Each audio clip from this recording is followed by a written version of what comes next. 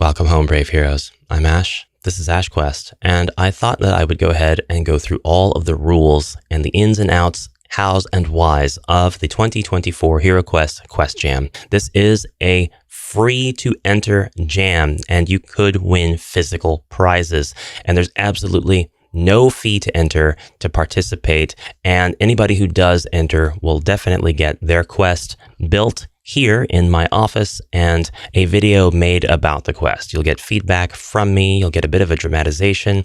I might have some fun with the video. The winner will receive a bevy of prizes, just a treasure trove of stuff. There's really nothing to lose and a bunch to gain. You'll also get your quest judged by a panel of judges, and it will be ranked amongst its peers for all time in the eternal record that is the 2024 Quest Jam results page when it is available. Hi, I'm Ash. I look a bit silly. That's because I'm a bit chilly, and that's just how it is. I thought that I would go over these rules because, well, for one, it's Monday, which is broadcast day, but I don't have anything to talk about. Two, I realize there's a lot here to go over, and I want to simplify it as much as possible. So if you don't feel like reading throughout the whole Quest rules, Quest Jam details document here, it could definitely be tightened up and simplified even more. Then watch this video because I'm going to go through everything line by line in a nice casual cadence, nice and candidly. And we might even find some stuff that really needs clarifying officially in the jam text or things added. So let's go. So just so everybody's totally aware, this has nothing to do with Avalon Hill or Hasbro. It's not an officially sanctioned or supported jam by any means. It is just a fan-made jam. It's not my first jam. Last year, I hosted the 2023 HeroQuest Quest Jam. I had a panel of judges. I did a lot of videos over on Amalgam Ash. That is a channel, my other channel on YouTube, where I do mixed gaming content. Now it's more video games, but that's where those Quest videos are if you want to go see them. The same thing's going to happen this year, but it's going to be on this channel, HeroQuest. So you must use Quest Builder, Quest Booklet, or Hero Scribe. These are three quest building tools that pretty much all do the same thing at the end of the day. They give you a way to create and share your HeroQuest homebrew content, your own quests, and in some cases, your own campaigns. Hero Scribe is the most versatile, but somehow the least accessible. You have to go through some hoops to get it downloaded, but at the end of the day, they're all free. And after you've got them and you're using them, you'll find they all have their own different workflows, and they all kind of serve slightly different purposes to get the job done. So really which one you use is a matter of preference. I'm not going to say any one of them are better than the others, although I do know that Hero Scribe has a ton of assets because it is the oldest and people have been making HeroQuest quests with it for a long time. So with this program, there's going to be maps like for Dragon Strike, for Dark World. There's assets for board games that have nothing to do with HeroQuest. If you use Hero Scribe, just please stay cognizant this is a HeroQuest Quest Jam. You have to use the HeroQuest assets only. The timeline. You can join right now. To join, all you have to do is go right up to the very top of the page and click the Join Jam button, big red button, and then you are joined. That's all there is to it. You can submit your quest once the submission period begins. You can't submit your quest yet. I can't do it right now. The submission period will begin March 16th. It will end March 31st. This gives you roughly exactly 2 weeks. To submit your quest, but you could start designing your quest right now. The 2-week submission period is just to allow all of the working adults time to get the buzz going and to share that this is a thing that exists, this event, and to remember in their day-to-day busy working adult lives that this fun thing is going on, and when they get time to submit their quest to it. This also gives people plenty of time, a lot of time, to design their quest, proof it, maybe have some friends play it, see if they like it themselves, fix whatever typos, and if it has any elements in there that cause it to be disqualified, it gives them time to go back through, remove those disqualifying elements, and resubmit it, which can be very, very important. You will not be able to submit before March 16th, and you won't be able to submit after March 31st. That is when the judgment period begins. It has an estimated end of May 31st, which is giving us judges ample time to judge all of the quests and ample time for me to make videos about them. However, this is only estimated. In the last jam, there were somewhere around 55 quests entered that qualified, and it took about 3 months to get everything done for us to be able to announce the winner. we don't know what the scope of this jam will end up being. We don't have a cap on participants or anything like that. We may only get 5 participants and 4 qualifying quests, for example. In the event that happens, we'll get the result out pretty quick, probably within a week, 2 weeks at the most, just because there's particulars to go through that we have to go through no matter what the scope of the jam ends up being. But it's totally possible that we could get 200 qualifying quests. And so in that instance, it's going to be a lot more work and a lot more time before we get everything judged, ranked, and the result revealed. So this date may change depending on volume of submissions. As for prizes, I'm basically unloading all of the stuff that was sponsored and sent to me for review on the channel. You're getting the Chaos Event deck. You're getting Mega Quest. I say first edition here, but the creator has very kindly offered to send me the newest edition. So once I have that in my hands, I will change the text details here, and you'll know that the winner will get Mega Quest's newest edition. Lizurin's Advanced Game System 1 and 2, and this I believe is the updated version for this. The Double Skulls Tavern Tales Volume 1 from Ian Schofield, a selection of Advanced Armory from Flash Hammer Creative Studios, an exclusive set of homebrew by Ash, which I won't talk about that just yet, and more. And when I say and more, there are people still reaching out asking if they can send me stuff to add to the jam prize pool. I have a note from Giles McNeil that suggests we may be giving away the entire available set of Sunday Quest books to the winner as well. So watch this space. Okay, and these are the dreaded rules. So before you go off designing the ultimate quest, there are rules to follow for this jam. They're simple, I think, but they are absolutely mandatory.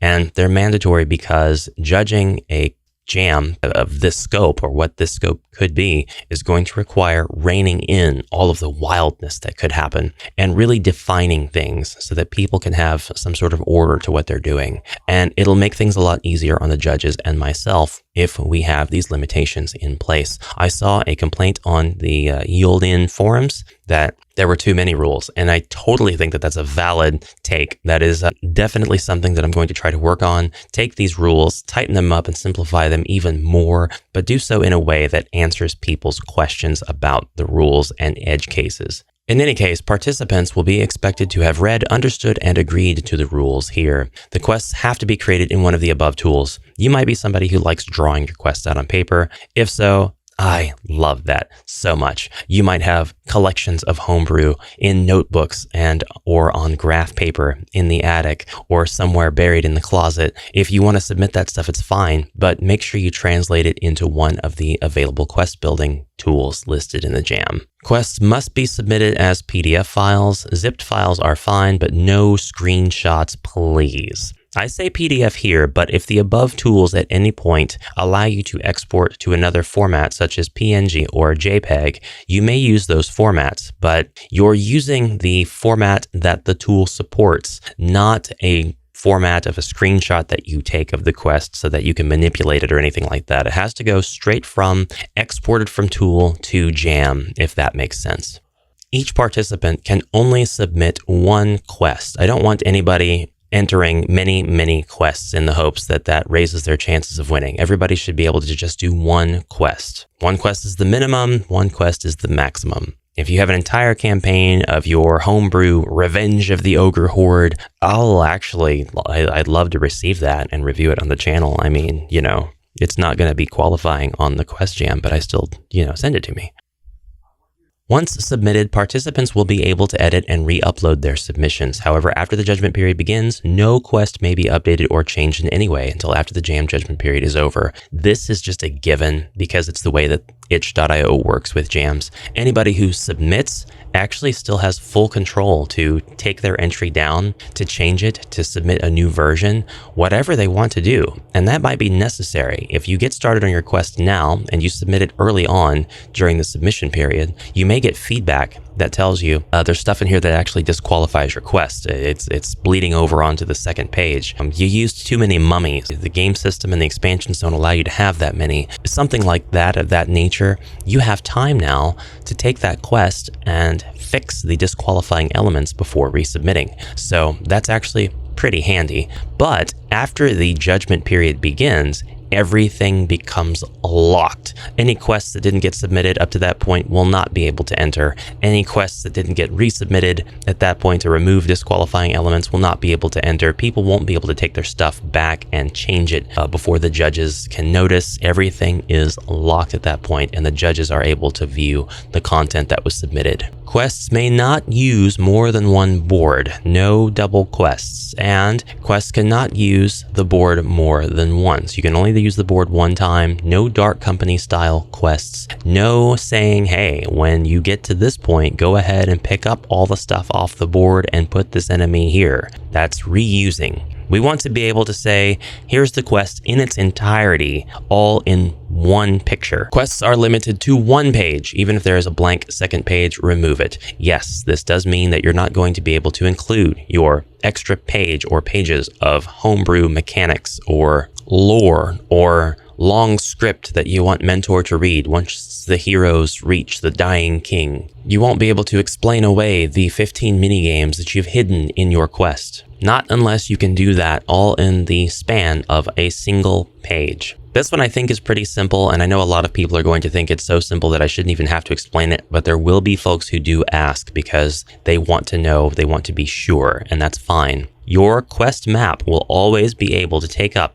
the top portion of the page, an A4 or letter-sized page, and your quest notes and introductory text and wandering monster text and tool attribution text, that's very important, will always be able to take up the space on the lower half of the same page. It will always be print friendly, and when I print the quests and anything bleeds from one section to the other, I will know that the quest has been altered in a tool that does not conform to the quest jam rules and thus should be disqualified. Keep your quests to one page. The great challenge here is editing yourself. If you have to start off with a lot of script and a lot of rules and everything that bleed off onto a second page and you're just brainstorming, that's fine. But reining it in and getting it clean and in one page will really be a challenge for some people. This was a limitation that was complained about in the last jam, and I thought about lifting it and letting people kind of go hog wild. I may still do that in a future jam, but not for this one. We really want to keep things reined in. I liked the tightness of all the quests that were submitted in the last jam.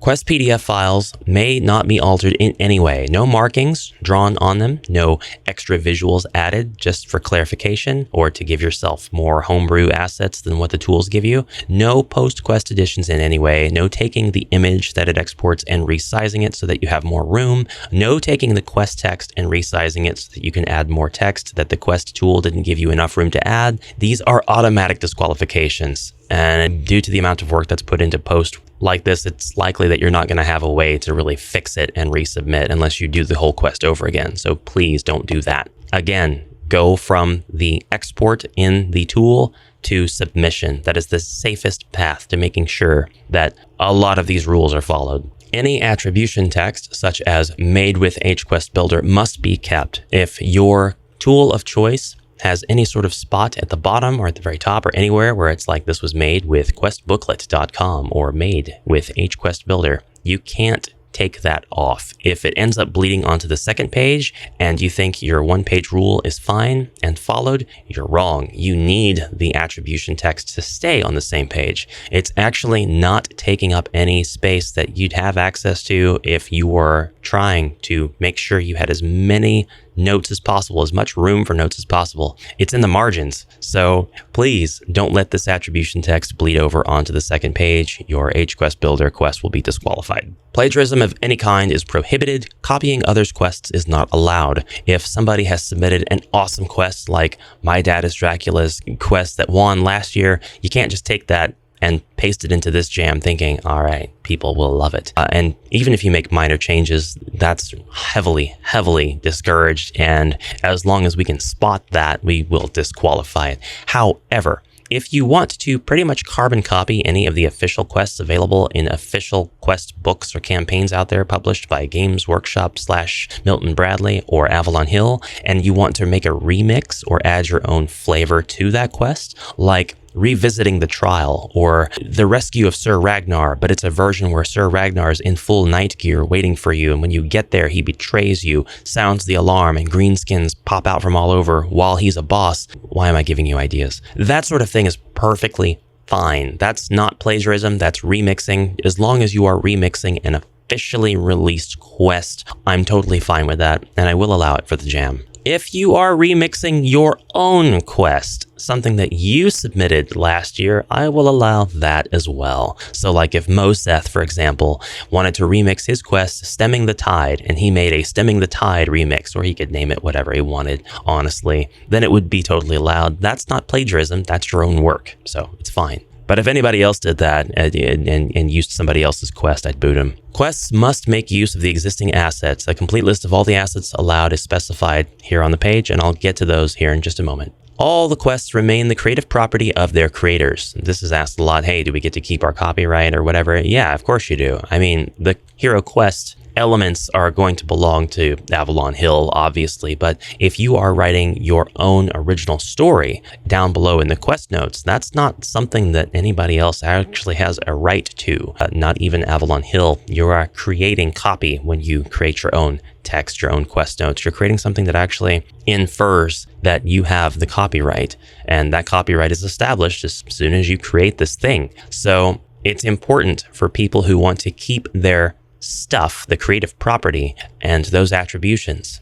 You're not conferring any rights to me whatsoever or the jam by submitting. I'm not taking any control of your stuff. There is a little bit of an exception to this, and it's for my own protection, and we'll continue on with the rules to explain what that is. Quests may be bundled together and distributed to HeroQuest communities for the enjoyment of all. I'm going to change this one to say quests will be put together in a bundle and available for distribution here on the amalgamash.itch.io. There were a lot of people who wanted to have all the quests in one place, a lot of fans, a lot of people who loved playing you guys' quests, and they wanted easy access to be able to take them all in one compilation, and I want to host that, and I want to do that here. Last time I didn't explicitly add this text at the beginning of the jam, and people actually messaged me saying, hey, can I get the entire collection? Well, I didn't have any sort of text like this to warn the creators that their stuff could be redistributed, so I said no.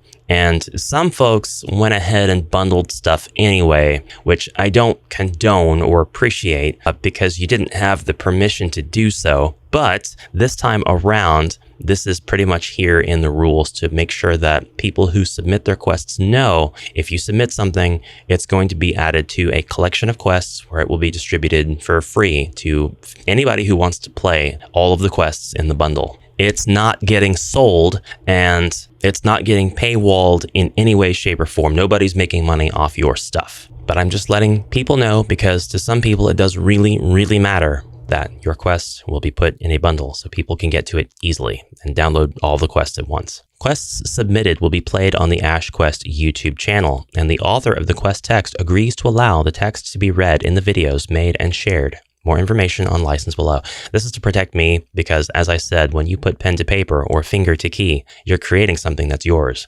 And if I'm reading this aloud on the channel, you could actually say, well, you're violating my rights. So by adding this clause in here, I'm making sure that you're fully aware that you are giving me permission to read the quest notes on the channel. That might be a given. It might be pretty obvious and inherent, but it needs to be put here in text form. All right, and finally, quests must be free and they may not be charged for. This isn't an Ash rule, it's an itch.io rule. You're allowed to sell whatever you want on the itch.io platform, and you can absolutely make quests and sell them. That's a thing that you can do. But you cannot take those paid quests and submit them to any game jams. That's just not something you're allowed to do. Anything you submit to a game jam has to be free. And that's to allow access to it because it's a jam. What is allowed? The HeroQuest game system, Keller's Keep, Return of the Witch Lord, Frozen Horror, and Mage of the Mirror. I don't care if you're using the contemporary version of HeroQuest, the 2021 through 2023 releases of all this, or if you're using the classic Milton Bradley, Games Workshop, US or UK or Brazilian or Japanese versions, whatever was released officially for these 5 things here, you can use. Against the Ogre Horde and Wizards of Morcar, Against the Ogre Horde is getting a release pretty soon, but the chances of it releasing while the submission period is open and ongoing are pretty slim. There might even be some people out there who have it, and maybe some bad actors who work at game stores who will get early access to it before anybody else, who will break street date to check out the contents. But I need to add a bit of a clause here that makes it very clear that you can only use the old version of Against the Ogre Horde, and that's because not everybody has access to it right now. So it only makes sense. There are subtle differences between the old Against the Ogre Horde and the new edition, if the images shared at the back of the box are any indication. And for that reason, I'm going to make sure it's very clear you cannot use the new version of Against the Ogre Horde. Wizards of Morcar is kind of a given. There is only the old version. There's not a new one just yet. Prophecy of Talor and Spirit Queen's Torment. Those of you who are keen-eyed may have noticed I removed the mythic tier, including Crypt of Perpetual Darkness, from the list of allowed assets. That means you can't use the Crypt Dragon or Tavern Tiles or anything from Crypt, but we can use Spirit Queen's Torment and Prophecy of Talor because those were released as their own official packs. This is important because these two releases have their own collections of monsters, and if I'm limiting you to use only the things that are available here, one copy of each, then you use the HeroQuest game system and you want to, say, create a room that is full of skeletons, create a quest that's full of skeletons. Well, the game system's only giving you access to 4 skeletons, and we're not counting the mythic tier. But Return of the Witchlord is giving you another, 8 skeletons. And Spirit Queen's Torment and Prophecy of Talor will give you a little bit more in the skeleton department. So you're actually able to, and this example goes on for the abominations, the goblins, the other monsters who you can find a little bit more of in these packs. So it gives you an official cap on how many monsters of a given type you can put in your quest. And no, I don't care if you want to use the gummy green and orange monsters from these packs and put them into your quest with monsters of the same type from these and call them the same. It's absolutely fine. They're the same in my eyes. They just have different colored sculpts. Any questions on that? Comment down below. Other people might have the same question, and so if you comment it below, I'll be able to answer it there, and people can refer to the comments. Rise of the Dreadmoon just has a new edition, so this is pretty much a given, but you can use all of the elements from Rise of the Dreadmoon. The Rogue Heir of Elathorn and Path of the Wandering Monk are character expansions. You can use them in your quest. If you want to, say, create a quest that's only for the Wandering Monk or for the Rogue, you can create a quest that has the Rogue Heir as an NPC, for example. You'll notice that I removed the Commander of the Guardian Knights from last year's jam in this one, and that's because not everybody has access to it. Now, if you want to use a knight, you have a single knight that comes with Rise of the Dreadmoon. So this will keep people from using 3 knights, which they would have been able to do last year in their quest. You'll only be able to use 1, period. And if the hero's taking up one of the knight spots, you won't be able to use any for NPCs or the like. You'd have to specify that the heroes can't be the knight for a given quest. That's pretty much it. Exclusive Pulse quests resources are not allowed. Commander of the Guardian Knights, Gen Con exclusive, Mythic Tier, Crypt of Perpetual Darkness, the HeroQuest Marvel Winter Special magazine, White Dwarf or HeroQuest adventure novels. All of that was allowed last year, but this year it's removed. As to number of assets used, you have to limit the total number of any asset used to the official amount released within a single copy of the above named assets. If a room tile is double-sided, you can only use it once in your quest. This is something that actually disqualified a few quests last time, and I hated to see it, but it was something I didn't catch until the end of the jam, and so I could not notify those quest submitters about the disqualification until it was too late, and they couldn't fix it to resubmit it. But the room tiles that have 2 sides, that limits you to using only one. If you wanted to use both, that would require the Zargon or the player to lift a tile off the board and place it in another spot, and that's something that we want to avoid. That's essentially reusing assets instead of sticking to the single asset rule. If you have an asset that is 2 separate tiles, then that's completely valid.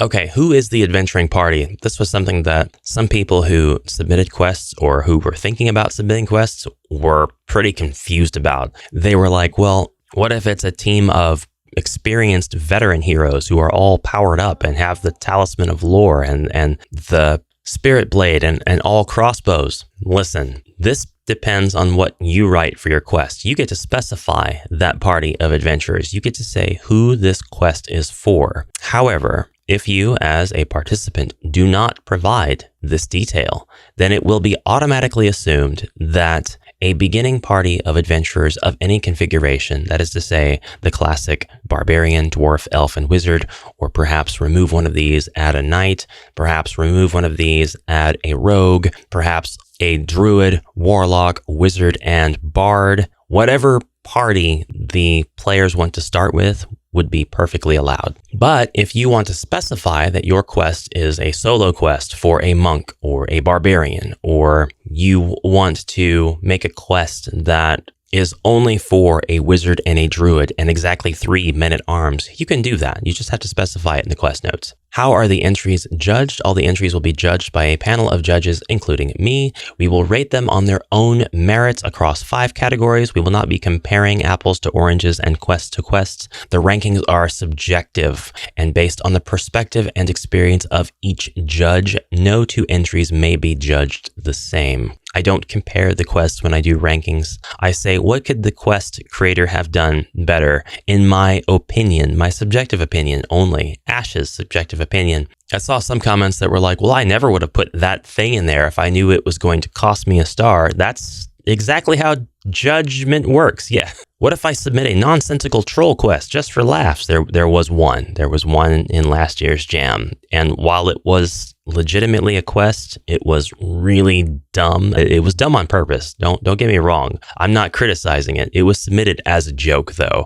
If it's playable and the quest notes make sense, it'll be legitimate. But if not, it will be disqualified. And you can feel free to join my Discord and ask me directly any questions you need to, although I do encourage you to ask below in the comments so that other people can see the answer. And then just so people know, participants are allowed to create monsters with custom stats. You have to use your quest note space to do that. Participants are allowed to create artifacts, items, spells, and equipment that do not have accompanying cards. We're just trying to see the quest page. I don't need to see the decks of cards that you're using for this. If you do create custom assets that are not available as graphics in the tool that you are using, that'll be disqualification. You would use, say, a goblin icon for the king of goblins, and you would just put text on the map or with your letter, say that you have the letter C next to your goblin icon, and then you would say in quest note C, this is the king of goblins. You take an icon of a goblin and give it a crown, you will be booted from the jam so fast. Don't do it. Participants are allowed to create playable, monster, and non-playable characters such as Sir Ragnar and Princess Melandriel, represented by any of the materials listed above. Specify what must represent who in this case.